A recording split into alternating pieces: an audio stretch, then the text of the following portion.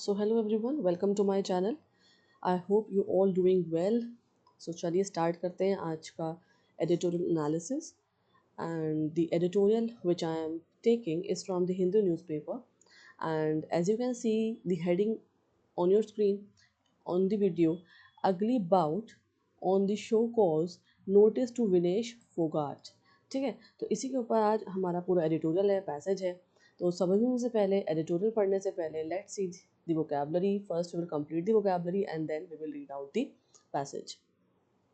क्योंकि जब हम vocabulary कर लेते हैं, समझ लेते हैं, तो हमें एडिटोरियल का भी जिस्ट मिल जाता है. एडिटोरियल भी हमें पढ़ने से आइडिया हो जाता है कि क्या बात एडिटर कह रहे हैं. तो चलिए स्टार्ट करते हैं. Part 1 is of vocabulary and first very important word is sabbatical. Sabbatical is a noun and what is the meaning? A long break from work or regular activity. बहुत टाइम से आप काम कर रहे हैं ना, बहुत टाइम से वर्क चल रहा है, उसमें बीच में ब्रेक ले लेना. ठीक है, ब्रेक लेने को क्या कहेंगे? लॉन्ग ब्रेक लेने को क्या बोलेंगे? सबैटिकल. ठीक है, काम के लिए गया लंबा अवकाश. अवकाश मतलब हॉलीडे. ठीक है, सिनोनिम देखिए, ब्रेक, लीव, रिसेस, हिएटस और पॉज. ये सब सिनोनिम्स हो जाएंगे. आप हिंदी में भी इनकी मीनिंग्स देख सकते हैं याद रखने के लिए. Coming to the antonyms, continuation, work, routine, activity, permanence. ये सब क्या है? इसके ऑपोजिट्स हैं सबैटिकल के. Coming to the mnemonic, how we will remember this word. Sabbatical जो है सैटरडे टाइप लॉन्ग हॉलीडे, मतलब सैटरडे, सबैटिकल को आप सैटरडे से कनेक्ट कर सकते हैं. जैसे सैटरडे एक लॉन्ग, सैटरडे और संडे मिला के एक लंबा हॉलीडे हो जाता है, लगता है ना, तो उस तरह से सबैटिकल को आप सैटरडे से कंपेयर करके याद रख सकते हैं. ठीक है, चलिए नेक्स्ट वर्ड देखते हैं. Allegation, which is a noun. And what is the meaning of allegation? Claims or accusation without full proof. Claims लगाना, accusation लगाना बिना proof के. ठीक है, synonyms देखिए, accusation, charge, claim, complaint और assertion. Okay, coming to the antonyms, praise, approval, proof, validation और support. ये सब हो जाएंगे इसके opposites. Coming to the mnemonic, allegation sounds like I will allege. तो allegation ऐसा लगता है जब हम बोलते हैं कि I will allege, है ना, ऐसे राइम करता है. I will accuse, उसका मतलब होता है कि I will accuse. तो आप allegation को ऐसे भी याद रख सकते हैं. ठीक है, चलिए नेक्स्ट वर्ड देखते हैं. डिस्क्वालिफिकेशन. डिस्क्वालिफिकेशन नाउन है and what is the meaning? Removal from a competition for breaking rules. है ना, कोई कंपटीशन है, उसमें से क्या करना? रिमूव कर देना. किस वजह से रिमूव करना किसी को? कि उसने रूल्स को ब्रेक किया है, उसे बोलते हैं डिस्क्वालिफाइड और डिस्क्वालिफिकेशन. ठीक है, सिनोनिम्स देखते हैं. रिजेक्शन, एलिमिनेशन, एक्सक्लूजन, बैन या सस्पेंशन. और डिस्क्वालिफाइड हम ऐसे ही जो वर्ड्स होते हैं कहाँ सुनते हैं ज़्यादातर? स्पोर्ट्स की न्यूज़ में ना, या हम कंपटीशन या कोई गेम खेल रहे होते हैं, अगर मोबाइल में भी गेम खेल रहे होते हैं तो उसमें भी दिखा जाता है कि यू आर डिस्क्वालिफाइड. और या हम स्पोर्ट्स का कोई भी गेम देख रहे हैं टीवी पे तो उसमें भी डिस्क्वालिफाइड हो जाते हैं प्लेयर्स. तो ये वाला वर्ड ज़्यादातर स्पोर्ट्स की न्यूज़ में, एडिटोरियल में, पैसेजेस में यूज़ होता है. ठीक है, मैचेस वगैरह में हम सुनते हैं टीममेट्स के बारे में. तो चलिए सिनोनिम्स हमने यहाँ कंप्लीट कर लिए हैं. You have to read the Hindi meanings also if you want to remember these words more accurately. अगर आपको हिंदी से अच्छे से समझ में आते हैं तो आप हिंदी वर्ड याद रख सकते हैं. एंटोनिम्स देखिए, qualification, approval, acceptance, eligibility, selection. ये सब हो जाएंगे एंटोनिम्स. ठीक है, coming to the mnemonic, how we can remember this word. Disqualification मतलब डिस, और क्वालिफिकेशन मतलब नॉट क्वालिफाइड, है ना, क्वालिफाइड ना होना आगे जाने के लिए. चलिए नेक्स्ट देखते हैं. Violation is a noun and what is the meaning? Breaking a rule और लॉ. है ना, रूल को या लॉ को तोड़ देना. सिनोनिम्स देखिए, ब्रीच, ऑफेंस, इन्फ्रिंजमेंट, ट्रांसग्रेशन और मिसकंडक्ट. है ना, ये सारे क्या हो जाएंगे? सिनोनिम्स. इनके जो अर्थ हैं, जो मीनिंग्स हैं, वो वॉयलेशंस के मीनिंग से मिलते जुलते हैं. तो दीज आर सिनोनिम्स. और एंटोनिम्स क्या होते हैं? ऑपोजिट्स. तो ओबीडियंस, है ना, कंप्लायंस, रिस्पेक्ट, ऑब्जर्वेंस और डिसिप्लिन. ये सब क्या हो जाएंगे? अब ऑपोजिट हो जाएंगे वॉयलेशन के, क्योंकि वॉयलेशन का मतलब क्या होता है? रूल को तोड़ देना, लॉ को तोड़ देना. ठीक है, नेमोनिक देखें. Violation, violence against rules, rules के खिलाफ वॉयलेशन. ओके, फिफ्थ वर्ड क्या है? एप्लीकेबल. ठीक है, ये क्या है? डिस्क्रिप्टिव वर्ड है, डिस्क्राइबिंग वर्ड है. एडजेक्टिव, एडजेक्टिव है एप्लीकेबल. और क्या मतलब होता है एप्लीकेबल का? रेलेवेंट और suitable in a situation. Relevant होना या किसी भी सिचुएशन के लिए सूटेबल होना, उसे क्या बोलेंगे? एप्लीकेबल. ठीक है, what are the synonyms? Relevant, suitable, appropriate, pertinent और यूजफुल. ये सब क्या हो जाएंगे, इसके सिनोनिम्स हो जाएंगे, रेलेवेंट, सूटेबल, एप्रोप्रिएट, पर्टिनेंट और useful.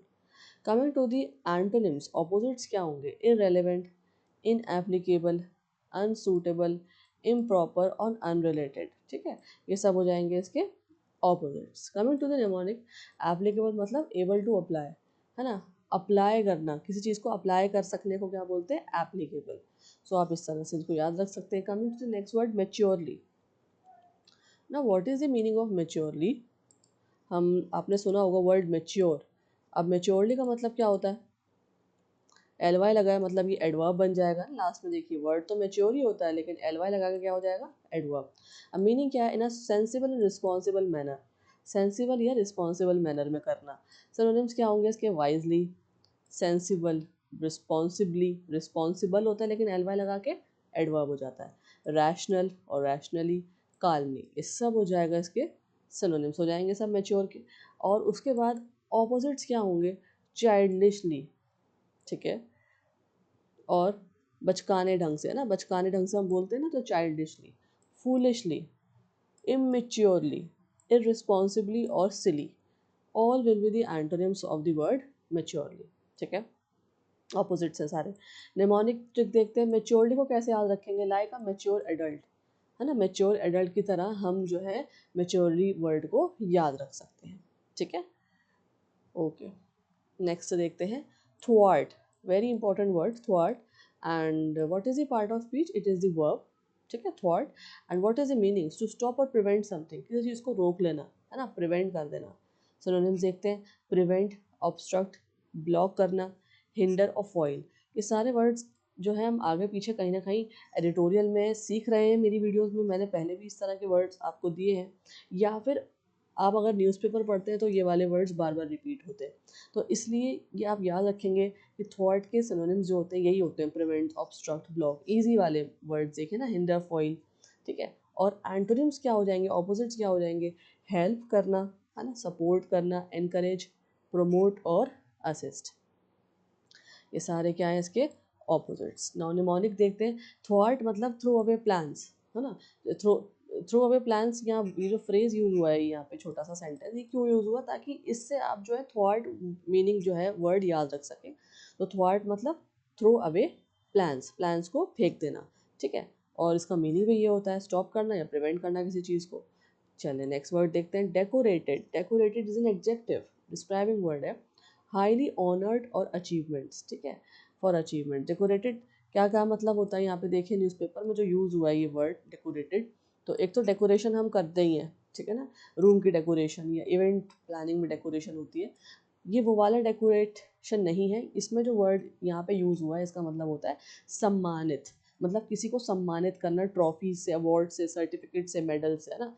Highly honoured for achievements, किसी को बहुत ज़्यादा ऑनर्ड करना किस वजह से, अचीवमेंट्स के लिए। तो यहाँ पे क्या है वर्ड, डेकोरेटेड। ठीक है, एडजेक्टिव है।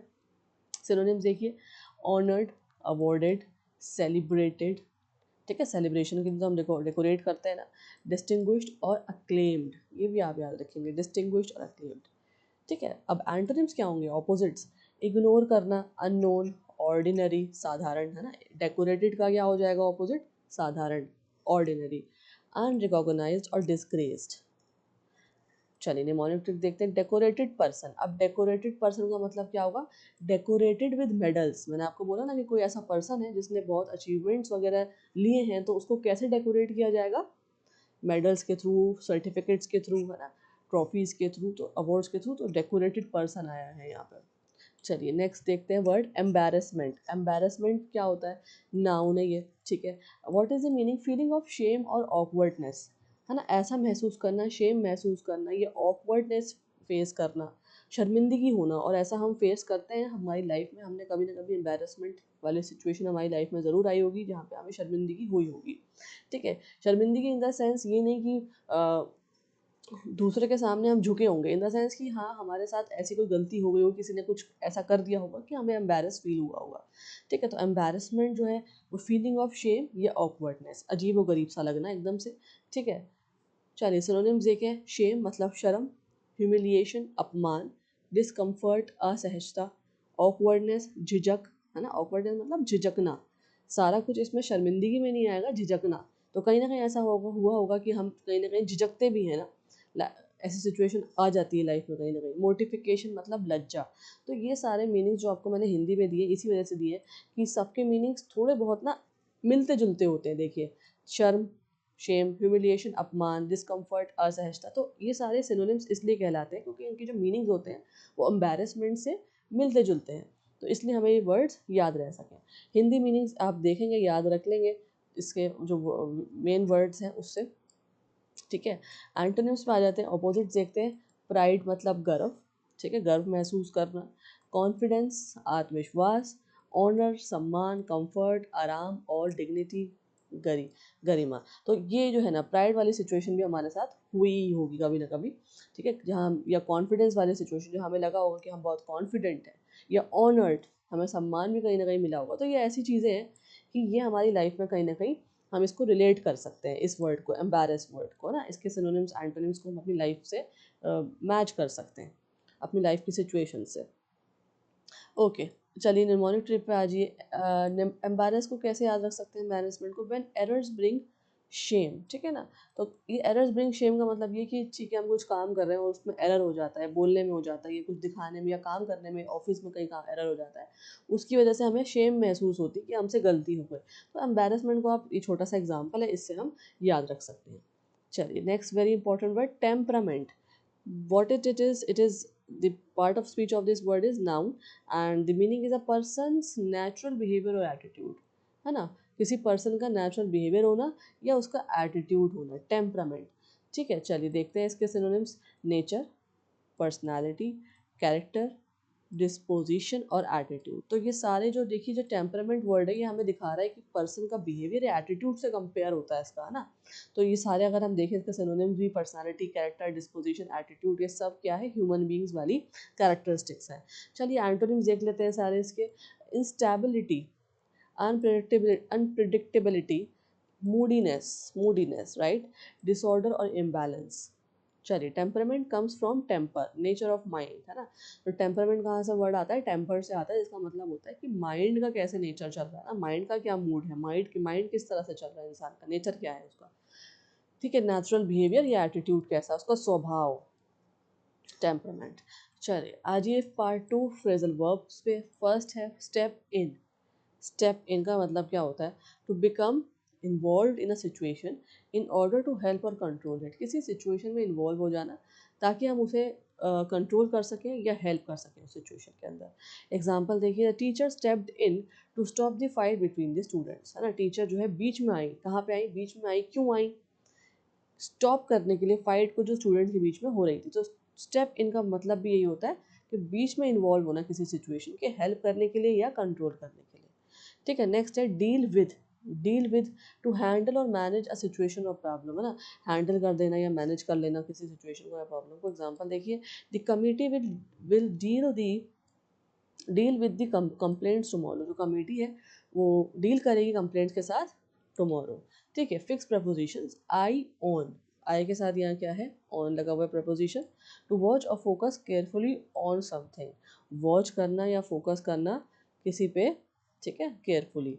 एग्जाम्पल देखिए, the athlete has an eye on the upcoming championship, ठीक है। Applicable to. अब देखिए मैं आपको यहाँ बता दूँ, जिसको फ्रेजल वर्ब्स नहीं पता, फिक्स प्रपोजिशंस नहीं पता, ठीक है, अगर कन्फ्यूजन होती है क्या होते हैं ये, और हम इनको डिफ्रेंशिएट कैसे कर सकते हैं, हम इनको कैसे जो है पहचान सकते हैं, तो देखिए ग्रामर की प्लेलिस्ट में दोनों पे, फ्रेजल वर्ब्स और फिक्स प्रपोजिशंस पे, बहुत अच्छी एक्सप्लेनेटरी डेडिकेटेड वीडियोस मैंने आप लोगों के लिए बनाई हुई हैं। तो आप वहाँ जाके देखिए, पूरा अच्छे से पढ़िए, सारे कंसेप्ट्स जो हैं वो देखिए आपकी, और जो इम्पोर्टेंट है फिक्स प्रपोजिशन, फ्रेजल वर्ब्स, वो भी मैंने गिवन वहाँ पे दे रखे हैं आपको उसी वीडियो में। तो आप जाके वो दोनों वीडियोस देख सकते हैं ताकि आपको एक आइडिया हो जाए कि ये दोनों होते क्या हैं और किस तरह से यूज़ होते हैं और किस तरह से हमें इनको पहचानना है, ठीक है। तो ये बहुत इंपॉर्टेंट है। और what is the difference between two, ये सब चीज़ें आपकी वहाँ पे अच्छे से समझ में आ जाएगी, क्लियर भी हो जाएगी। तो आप वो वीडियो जाके देख सकते हैं मेरी, ठीक है। आज ये इस पे फिक्स प्रपोजिशन एप्लीकेबल टू पे, इसका मतलब क्या है, रिलेवेंट और suitable for a particular person और सिचुएशन। रिलेवेंट होना या सूटेबल होना किसी पर्टिकुलर पर्सन के लिए या सिचुएशन के अंदर। एग्जाम्पल देखिए, these rules are applicable to all students in the class. ये जो रूल्स हैं ये सबके ऊपर लागू होते हैं, बच्चों पे जो क्लास में मौजूद हैं, एप्लीकेबल टू, ठीक है। Next collocations very important. First है शो कॉज नोटिस, है ना, ये हमने काफ़ी बार देखा भी होगा जब हम न्यूज़ पढ़ते हैं। शो कॉज नोटिस ये क्या होता है, आज के एडिटोरियल में भी यूज़ हुआ है ये। तो it refers to an official notice asking a person to explain their actions और बिहेवियर। ये एक ऑफिशियल नोटिस होता है किसी पर्सन से पूछने के लिए कि एक्सप्लेन करें अपने एक्शंस को और बिहेवियर को, ठीक है। तो शो कोज नोटिस। अभी लीगल और एडमिनिस्ट्रेटिव इंग्लिश में, ठीक है, लीगल इंग्लिश में और एडमिनिस्ट्रेटिव इंग्लिश में शो कॉज जो है वो कोलोकेट होता है नोटिस के साथ, ठीक है। और ये एक फॉर्मल लीगल टर्म भी है, याद रखेंगे, फॉर्मल लीगल टर्म है, ये लीगल टर्म है शो कॉज नोटिस, ठीक है। क्यों, क्या होता है कि किसी पर्सन को भेजना ऑफिशियल नोटिस कि वो एक्सप्लेन करे कि अपने एक्शंस और बिहेवियर को। So it is a legal term, fine.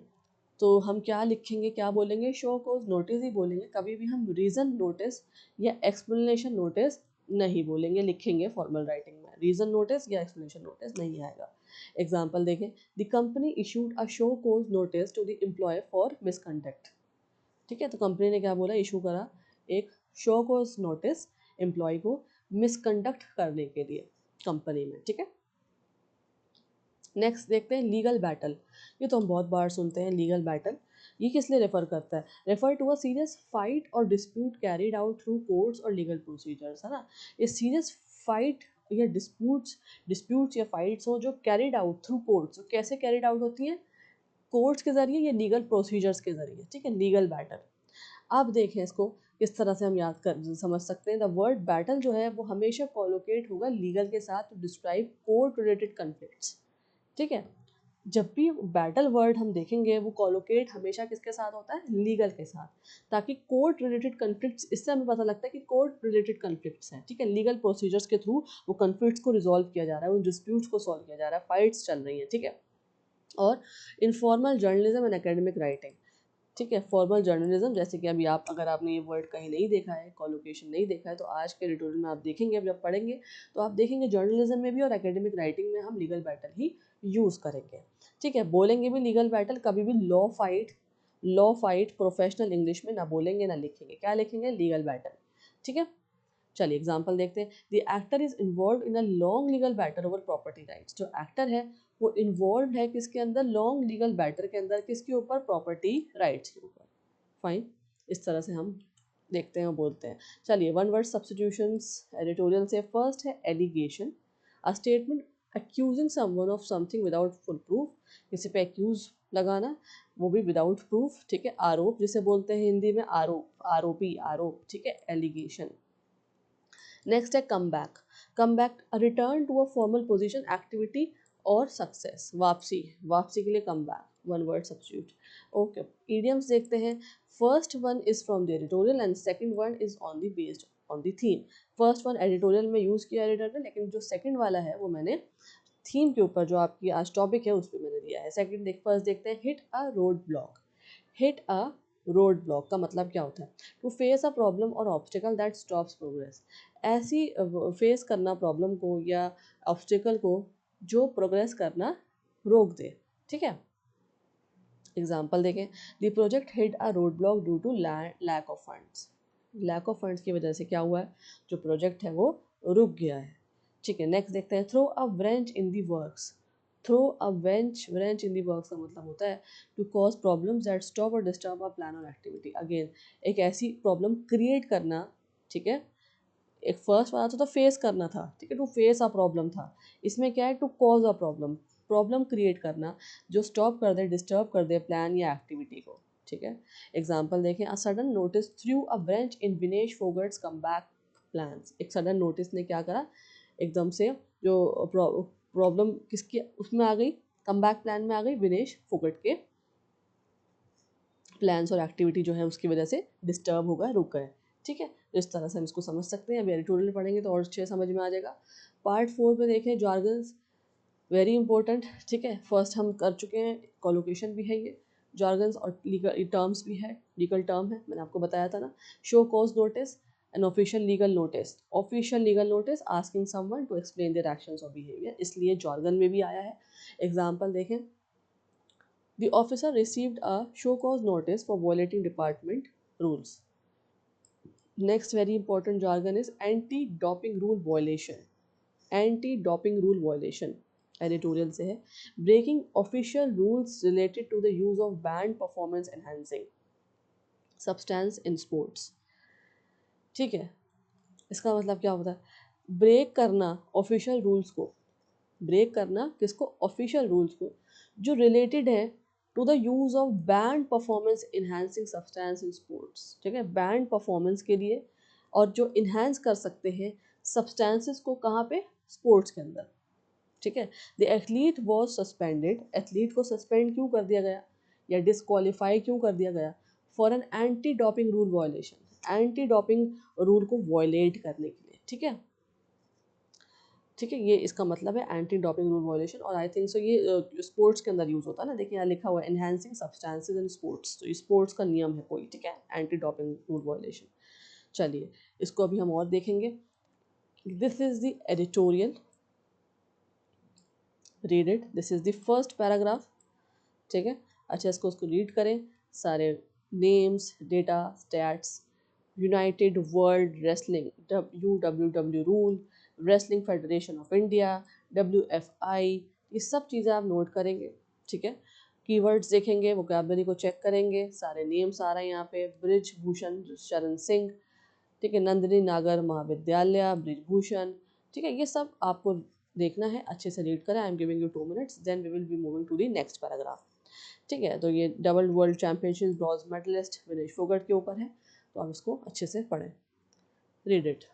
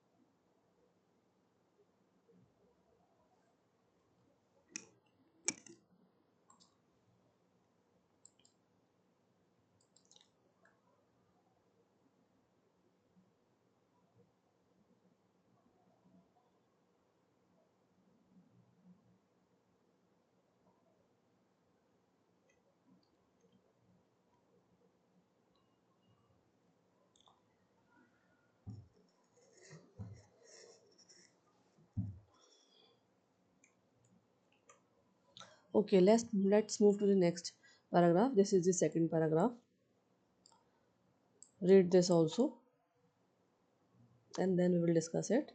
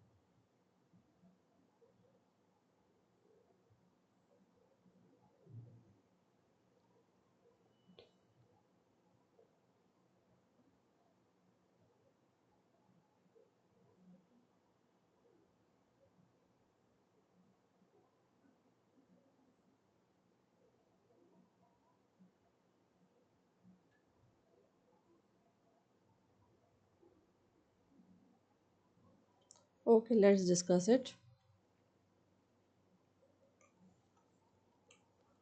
So the editorial is about the Vinesh Phogat's controversy. ठीक है, क्या किसके ऊपर है? विनेश फोगट जो है रेसलर हैं, ठीक है, इंडियन रेसलर, और उन्हीं की कंट्रोवर्सी के ऊपर है. And the wrestling federation of India किसके साथ कॉन्फ्लिक्ट चल रहा है? WFI के साथ regarding her come back to wrestling. किसके ऊपर? कि regarding the come back to wrestling, की वो रेसलिंग के अंदर वापस आना चाहते हैं. ठीक है, देखते हैं क्या बताया गया है. सबसे पहले बैकग्राउंड देख लेते हैं पूरा एडिटोरियल का. Vinesh Phogat is a famous Indian wrestler and a double bronze medal winner. ठीक है, एट द वर्ल्ड चैम्पियनशिप्स. एक तो इंडियन रेसलर भी हैं वो, और वो कौन है? डबल ब्रॉन्ज मेडल विनर भी रह चुके हैं. कहाँ पे? वर्ल्ड चैम्पियनशिप्स के अंदर. ठीक है.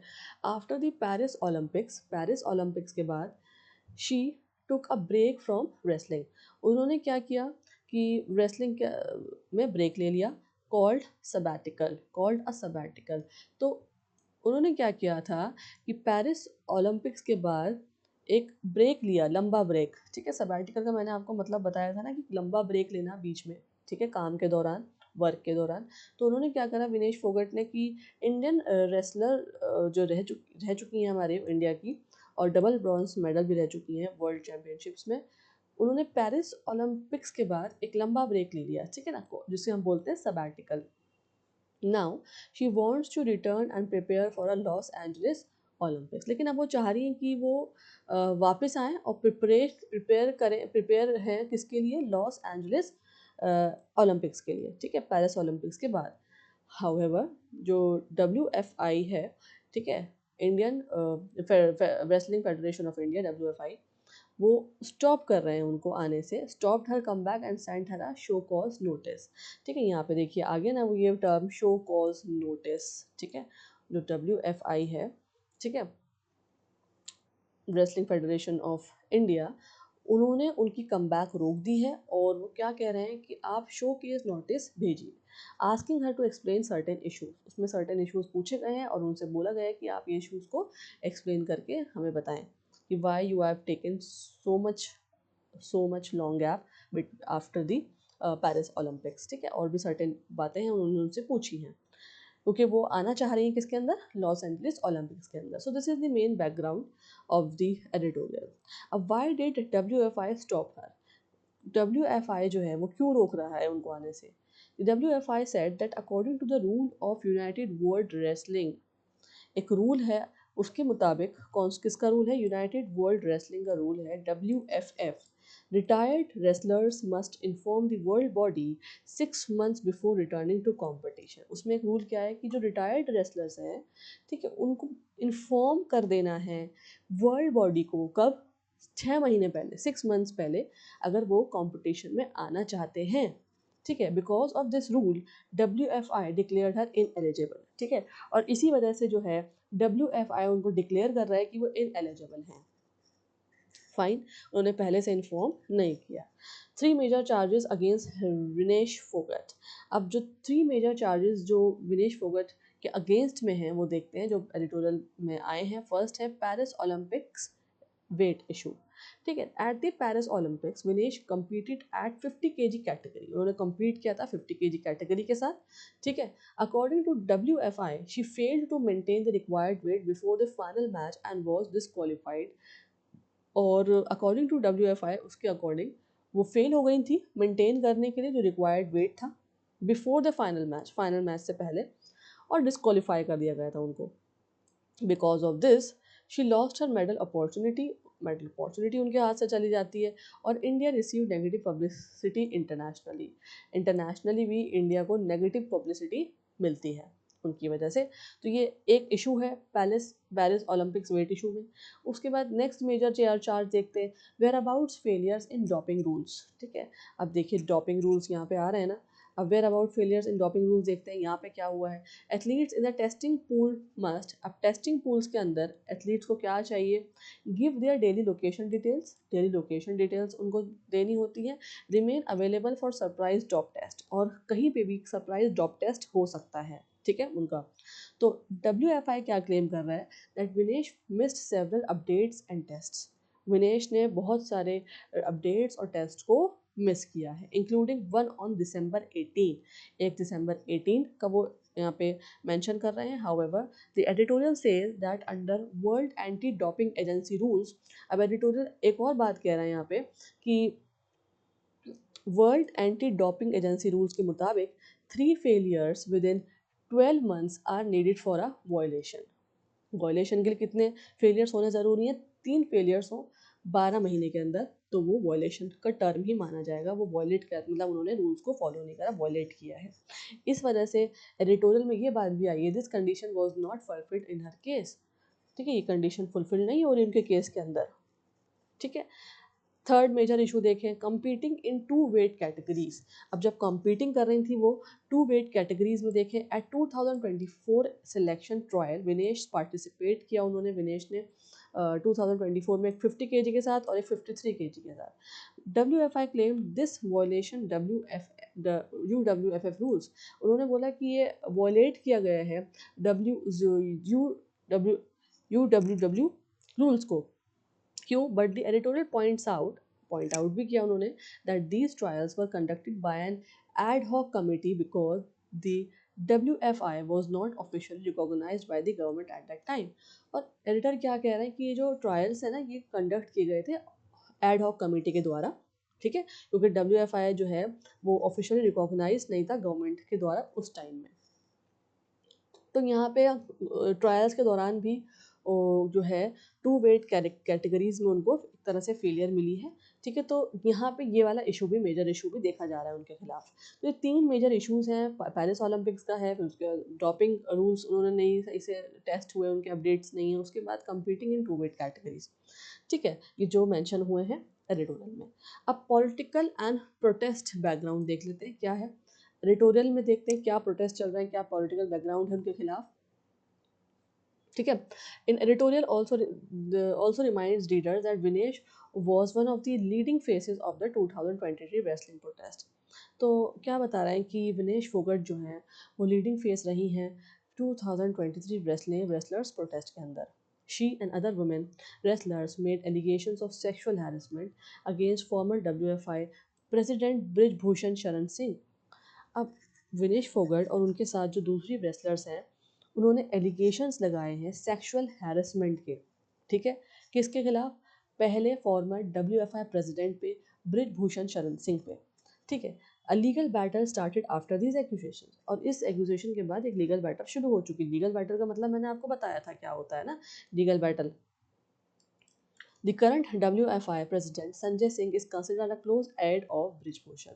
और जो अभी जो प्रेसिडेंट बने हैं, ठीक है, WFI के, संजय सिंह, वो क्लोज एड है, मतलब फ्रेंड समझ लीजिए आप. ठीक है, क्लोज एडेड है किसके साथ? ब्रिजभूषण के साथ, जो पहले प्रेसिडेंट थे. ठीक है, तो what does the editorial think. अब एडिटोरियल क्या सोच रहे हैं, एडिटर क्या सोच रहे हैं, वो अपनी बात कह रहे हैं.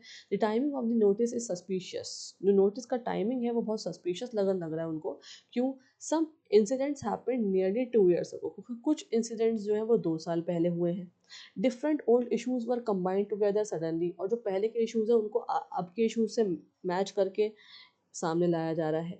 ठीक है, विनेश फोगट के ऊपर. और WFI could have handle the matter more maturely. और WFI को जो ये मैटर बहुत मेच्योरली हैंडल करना चाहिए था. The editorial feels this may be an attempt to block Vinesh return to wrestling. तो एडिटर क्या सोच रहे हैं, ये सारे पॉइंट्स देखते हुए जो उन पे लगाए गए हैं, जो पीछे सारे फेलियर्स उन पे बताए गए हैं, जो उनको नेग्लेक्ट किया जा रहा है, ठीक है, डिस्क्वालीफाई किया जा रहा है, इलेजिबल माना जा रहा है. तो वो क्या कह रहे हैं कि ये जो सारी चीज़ें हैं, ये ऐसा लग रहा है कि विनेश फोगट को ब्लॉक किया जा रहा है ताकि वो वापस रेसलिंग में ना आए. ठीक है, वो सस्पिशियस हो रहे हैं. अब देखिए इंपॉर्टेंट नेम्स और ऑर्गेनाइजेशन जो यूज़ हुई हैं एडिटोरियल में, वो देख लेते हैं. ठीक है, क्या है? Vinesh Phogat Indian wrestler and politician भी है. Wrestling federation of India, government body of wrestling in India. Roles, ये नेम और ऑर्गेनाइजेशन है, इधर रोल्स हैं. ठीक है. United World Wrestling, international wrestling authority, World anti doping Agency, global anti doping organisation है. Brijbhushan Sharan Singh, former WFI chief accused in protest. Sanjay Singh, current WFI president रह चुके हैं, मतलब हैं अभी. और ये ब्रिजभूषण जो है वो पहले के थे. और Haryana state represented by Vinesh as Congress legislator. Very important. ठीक है, याद रखेंगे. और फाइनल ओपिनियन का है, रीडर क्या दे रहे हैं अपने ओपिनियन देख लेते हैं। India should avoid more controversy and embarrassment, है ना। इस सब इशूज़ की वजह से क्या होता है, कंट्रोवर्सी तो हो ही रही है लेकिन एम्बैरेसमेंट फील होता है ना इंडिया को, इंडिया की यहाँ पे सिविलियंस को, सोसाइटी को, पूरे इंडिया पे बात आती है जब हम इंटरनेशनली कोई भी स्पोर्ट्स प्ले करने जाते हैं। ठीक है, तो एडिटोरियल में क्या कह रहे हैं बात कि राइटर की इंडिया को अवॉइड करने चाहिए ये कंट्रोवर्सीज और एम्बैरेसमेंट्स। उसके बाद the UWW should intervene and solve the conflict. तो क्या कह रहे हैं कि जो UWW है, यूनाइटेड वर्ल्ड रेसलिंग, जो इंटरनेशनल कमेटी है, इंटरनेशनल ऑर्गेनाइजेशन है ना, अथॉरिटी जिस पे बनती है रेसलिंग की, उसे इंटरवीन करना चाहिए और ये सारे कन्फ्लिक्ट सॉल्व करने चाहिए।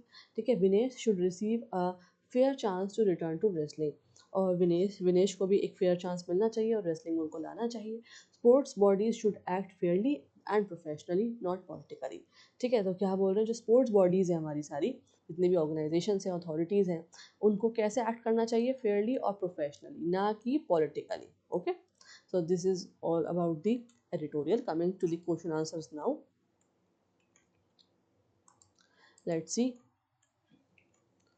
So critically examine the role of sports governing bodies in ensuring transparency, accountability, and athlete welfare in India. Discuss the challenges highlighted by the Vinesh Fogart controversy and suggest reforms. ठीक है, तो आपको ये सारा जो है एक्सप्लेन करना है। ऑब्वियसली पहले आप जो है इंट्रोडक्शन देंगे, जिसमें आप बताएंगे begin with the importance of sports governance in protecting athletes rights and maintaining fair competition. Governing bodies का क्या रोल है मेंटेन करने के लिए एथलीट की राइट्स को और maintain fair competition. Mention the recent controversy involving Vinesh Phogat and the wrestling federation of India. जो भी कॉन्फ्लिक्ट चल रहे हैं, कंट्रोवर्सी चल रही है, आप बताएंगे। उसके बाद governance issues in sport federation, transparency होनी चाहिए, अकाउंटेबिलिटी होनी चाहिए। ठीक है, उसके कंसर्न बताएंगे आप। Athlete welfare and mental health, और political interference in sports bodies, ethical concerns related to fairness and power imbalance. Okay, चलिए एग्जांपल देंगे आप। 2023 रेसलर्स प्रोटेस्ट हुआ था, sexual harassment allegations against Brijbhushan Sharan Singh, और doping and selection controversies in Indian sports. ये बहुत important है। उसके बाद आप कंक्लूड कैसे करेंगे, independent grievance redressal system, greater athlete representation in federation, transparent selection and disciplinary procedures हो, और stronger oversight by government and international bodies, maturely behave करें। ठीक है, तो ये सारी चीज़ें जो हैं आनी चाहिए इस आंसर में। सेकंड क्वेश्चन देखें, एनालाइज करना है आपको the ethical and administrative challenges involved in balancing disciplinary rules with athletes rights in professional sports. Athlete rights in professional sports, discuss the suitable example. सबसे पहले इंट्रोडक्शन देंगे, define the importance of discipline and ethics in sport administration. आपको क्या करना है, importance बतानी है discipline की और एथिक्स की स्पोर्ट एडमिनिस्ट्रेशन में क्या है। और ये दोनों चीज़ें स्पोर्ट्स के अंदर बहुत इंपॉर्टेंट होती हैं। डिसिप्लिन भी मेंटेन करके रखना पड़ता है और एथिक्स को भी देखना पड़ता है, एथिकल वैल्यूज़ भी ज़रूरी हैं। तो ये आप दोनों चीज़ें बताएंगी।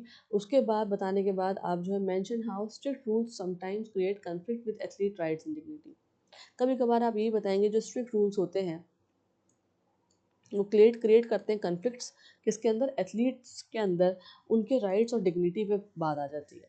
तो वो कैसे सॉल्व किया जा सकता है, कितने स्ट्रिक्ट रूल्स हो, किस तरह से उनको लागू किया जाए, किस तरह से उनको फॉलो किया जाए, ये सब चीज़ें आप उसमें बताएंगे। उसके बाद कुछ और बातें आपको यहाँ पे कवर करनी है, वो है need for anti doping and eligibility rules, risk of misuse of authority bye governing bodies, conflict between institutional discipline and nature justice, impact on athlete career, reputation and mental well-being। है ना, athlete पे भी effect होता है ना, उसके career पे, reputation पे और मेंटल वेलबींग, ये सब आपको एक्सप्लेन करना है। उसके बाद एग्जांपल और केस स्टडीज अगर आपको देनी है तो आप विनेश फोगट केस के देंगे, इंटरनेशनल डोपिंग कंट्रोवर्सीज जो हैं, और cases involving administrative bias and sports organisation. ठीक है, conclusion, time bound and fair disciplinary mechanisms हो, ट्रांसपेरेंट कम्युनिकेशन ऑफ रूल्स हो, जो रूल्स हो ट्रांसपेरेंट हो कम्युनिकेशन के, इंडिपेंडेंट एथिक्स कमेटी, ये बहुत इंपॉर्टेंट है, एथिक्स कमेटी हो, और athlete counselling and legal support system, athlete की काउंसलिंग भी हो सके और लीगल सपोर्ट सिस्टम भी उनको मिले। ठीक है, नेक्स्ट एमसीक्यू पे आ जाते हैं। Which of the following can be most reasonably inferred from the editorial regarding the timing of the show cause notice issued to Vinesh Fogart. Okay, read the options and answer me.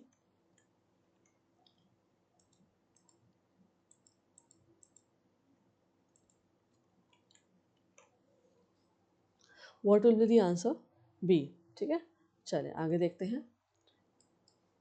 Part 6A.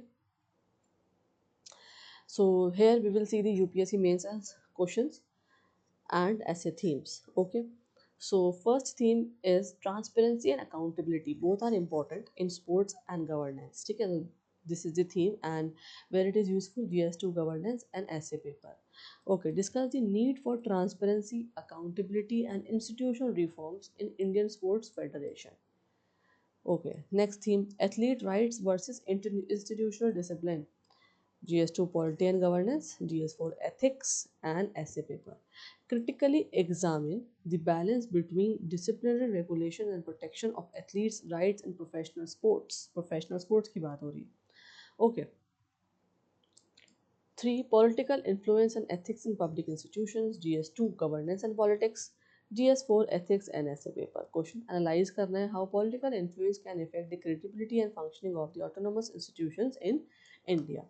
So you have to see the questions, you have to read the editorial perfectly, and the notes which I am giving is also important for writing this type of questions. है ना, आप अच्छे से आपको पता होगा कि क्या हो रहा है इंटरनेशनल स्पोर्ट्स में, विनेश फोगट के साथ क्या हो रहा है, what is the controversy and what is happening, what is the legal battle is going on. तो ये सब आप चीज़ जब भी बता पाएंगे, लिख पाएंगे, जब आपको सारा एडिटोरियल पता होगा, इन्फॉर्मेशन आपके पास होगी. ठीक है, चलिए पार्ट 6 भी, coming to the question answers now.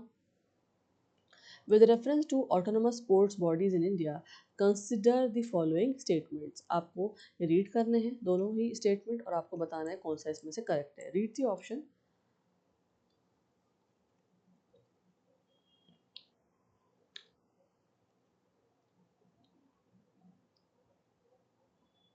What is the answer? B. Second only. Okay, second only.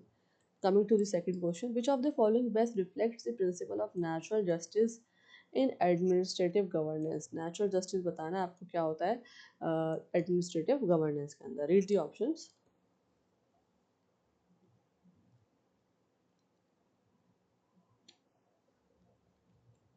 C is the right answer. Providing an opportunity to explain before taking action. ठीक है. Okay. 3. Which of the following situations is most likely to weaken public trust in an institution? किसकी वजह से जो है public trust जो है वो कम हो जाता है इंस्टीट्यूशंस के अंदर, मुझे बताएं. रीड करें options.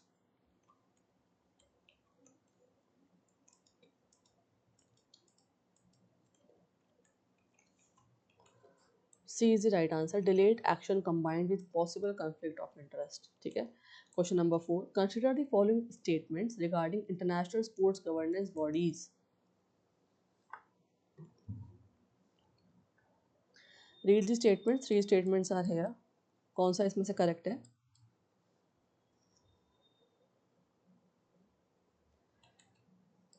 Correct answer is first and second. A वाला जो है वो यहाँ पे ऑप्शन सही है. A option is correct. Okay, MCQ 5. In public institutions, which of the following is the most effective safeguard against misuse of authority? Read the options.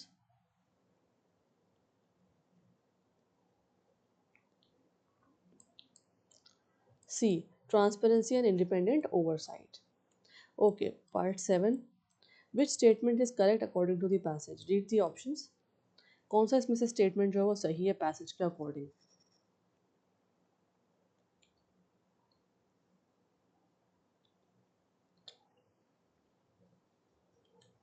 B is the right answer. ठीक है.